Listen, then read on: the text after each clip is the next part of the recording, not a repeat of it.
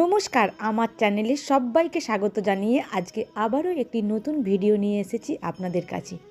আজকে আপনাদেরকে বলে শোনাবো পুত্রদা একাদশীর ব্রত কথা ও ব্রত মাহাত্ম্য।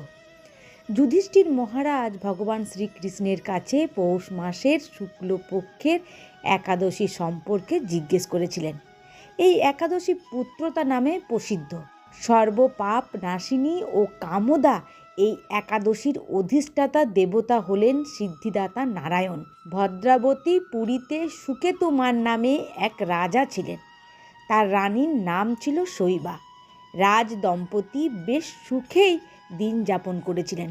বংশ রক্ষার জন্য বহু দিন ধরে ধর্মকর্মের অনুষ্ঠান করেও যখন পুত্রলাভ হলো না, তখন রাজা দুশ্চিন্তায় কাতর হয়ে পড়লেন। তিনি ভাবতেন পুত্রহীনের জন্ম বৃথা ও গৃহশূন্য, তাদের পিতৃঋণ শোধের কোনো উপায় নেই। তাই তিনি আত্মহত্যার কথা চিন্তা করলেন। এরপর ভাবলেন আত্মহত্যা মহাপাপ।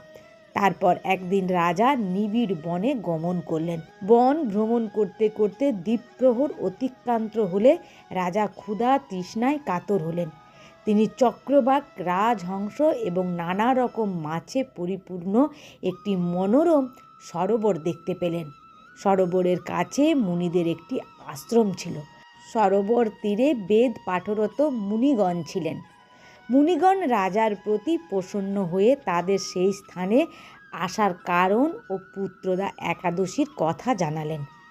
মুনিদের কথা শোনার পর যথাবিধানে রাজা কেবল ফল মূলাদি আহার করে সেই ব্রত অনুষ্ঠান করলেন। দ্বাদশী দিনে উপযুক্ত সময়ে শস্যাদি সহকারে পালন করলেন। মুনিদের প্রণাম নিবেদন করে নিজ গৃহে ফিরে এলেন। ব্রত প্রবাহে রাজার যথা সময়ে একটি তেজস্বী পুত্র লাভ হলো।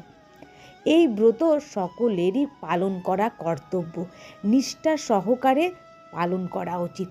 যারা এই পুত্রদা একাদশী ব্রত পালন করবে তারা পুত নামক নরক থেকে পরিত্রাণ লাভ করবে। এই ব্রত কথা শ্রবণ ও কীর্তনে অগ্নিষ্টম যজ্ঞের ফল পাওয়া যায়।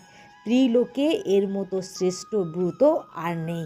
এই ব্রতকারীকে নারায়ণ বিদ্বান ও যশস্বী করে তোলেন। আজকের ভিডিওটি এখানেই সমাপ্ত হলো।